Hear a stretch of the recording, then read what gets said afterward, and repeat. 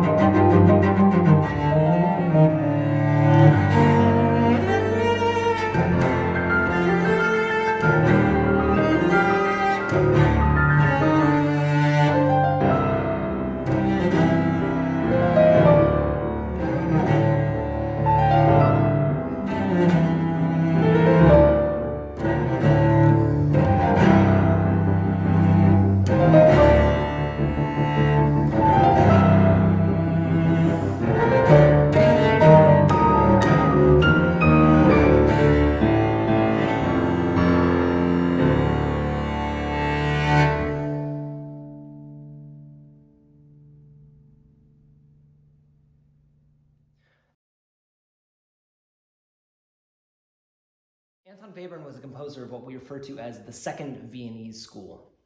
Following the First Viennese School, principally composed of Franz Joseph Haydn, Wolfgang Amadeus Mozart, and Ludwig van Beethoven, the Second Viennese School, headlined by Arnold Schoenberg and his students Alban Berg and Anton Webern, while less known to the general public, was arguably far more affecting of music history's course with its radically groundbreaking atonality and musical aesthetic, rejecting the centuries-old constraints of what they considered the spent remains of traditional Western harmony. Webern's harmonic atonality, written into intensely concentrated emotional outbursts with jarring shifts of dynamic color, articulation, a reflection of an insane and corrupt time in Europe around World War I.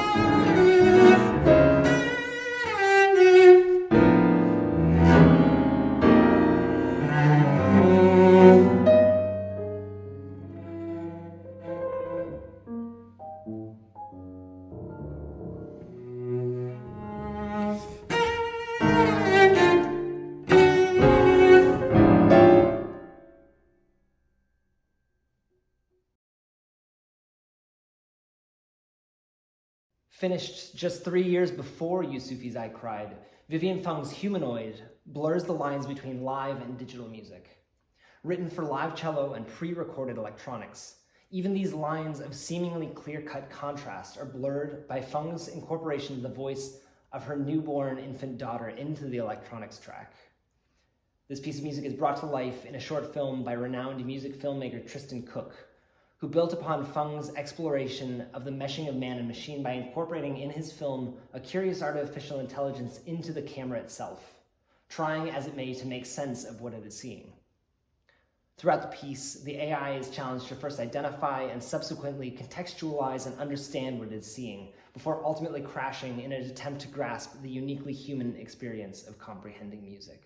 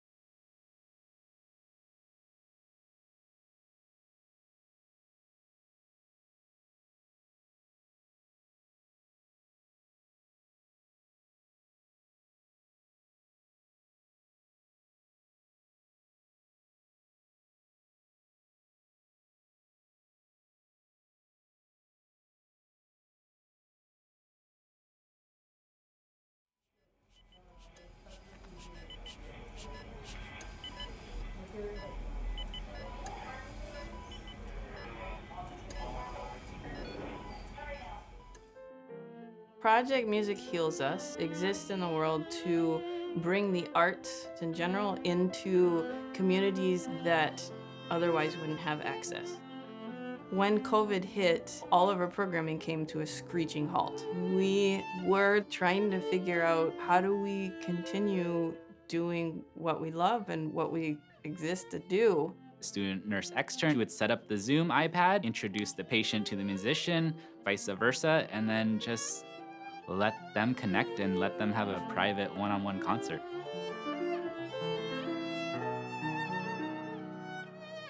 There's so much fear and anxiety in the patients, and music has a really powerful way of putting someone at ease. Those first concerts, it was a little bit hard to keep it together. It also, in a way, ups the ante. It ups the standard for your playing and your music making in that moment.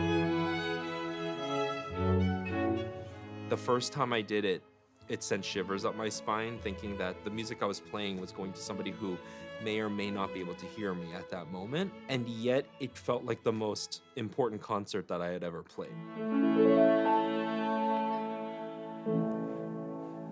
It's so special to experience this with them, because that's the only human contact that they have. It's through the screen.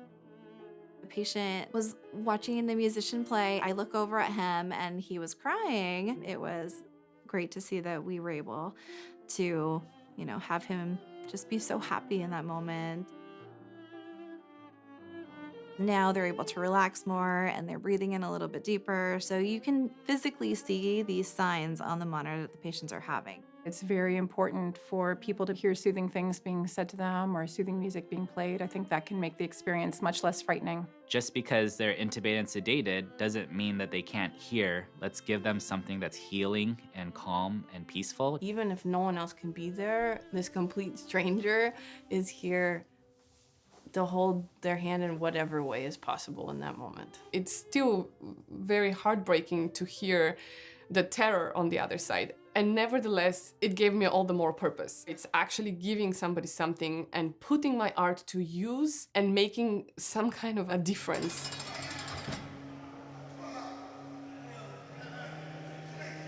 When you walk into our facilities, obviously you're looking at something to you that is dark and really sort of speaks punitive. These individuals are going through something really difficult. A jail is very challenging. The human condition is really taking a lot of hits. You're at the bottom in society. People say that they care about you or that you have prisoners' rights. Not for real. Not really. When you're in the systems and you're in those areas, there are no real rights to anybody. While there is a social justice movement in this country and laws are changing and things are evolving, right now there are people that are incarcerated. And so my role in being here is to help right now.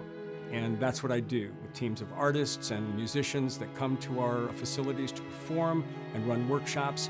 Offering that is important at this moment. The world sees them as hardened criminals that should be punished and that we shouldn't interact with them and watch out for them and they're not even human, they're beasts. But then you go into the space and you meet them and you realize that they are people just like you and me.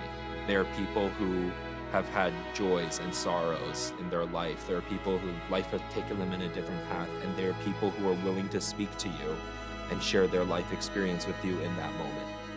We would go in every day for 4 hours, and that allows us to start doing composition programs where if you've never touched a piano, you've still heard a tune in your head, and getting that tune out of your head and onto paper to accentuate what you're feeling. You're heartbroken, you miss your wives, your girlfriends, you miss your family, your kids. I lost loved ones when I was in jail. My grandmother passed when I was in jail. I had my sister pass away. I had one sister. She was it. He took that and wanted us to play something that would draw out the sadness of losing his sister. Each of us was asked, they said that we get an opportunity to create a piece of music. And I really started diving into it and trying to arrange a piece of music or get instruments to play together in my head. And we had gotten a rough draft done. They played it once for me, Rush, in the room. One of the most amazing moments of my life.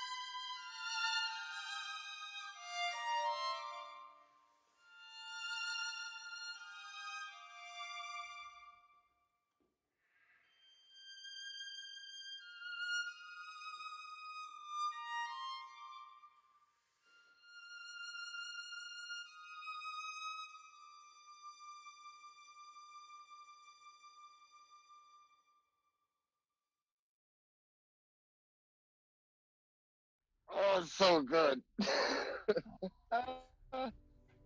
Sounds great. That was the first time in my life since my sister died, in any regard, that I had openly said anything to that magnitude that I had lost someone. It's through music that people are able to express things that maybe they thought were shameful or maybe they thought were too private. And that moment where you make yourself vulnerable and it's not met with ridicule, but it's met with support and positivity, like that is a moment when people can really kind of realize there's a group here that is willing to be with me in whatever we're going through together. And before you know it, you have an entire group of people who is supporting one another.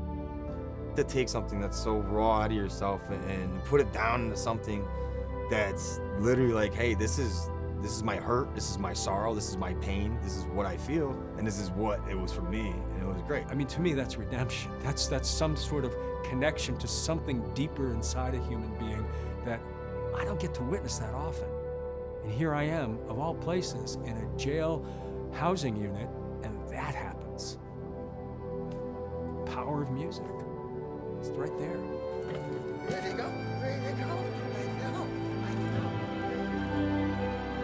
It changed me as a person to see people come in, not be scared at all, but be open and accepting of me. They didn't look at anybody as prisoners. It's a very short piece, but because it was his, out of his imagination, and it was connected to the feelings that he was obviously not able to let out, music, and it's a tool that can make change. Molly and Andrew were not looking for musicians necessarily. They were looking for people that wanted to tell stories, have an experience, and out of that, they developed music. By the end of the 3 days, they had composed small original compositions, life-affirming, just absolutely epic experience for all of them. It's these small connections that actually have the power to change a room, to change a person, to change the musician. Going back to the old concerts just didn't have the same feeling. It felt kind of empty shell in a way. I realized like this is where I need to be, this is where I want to be, and this is where I'm lucky enough to be. I'm all in.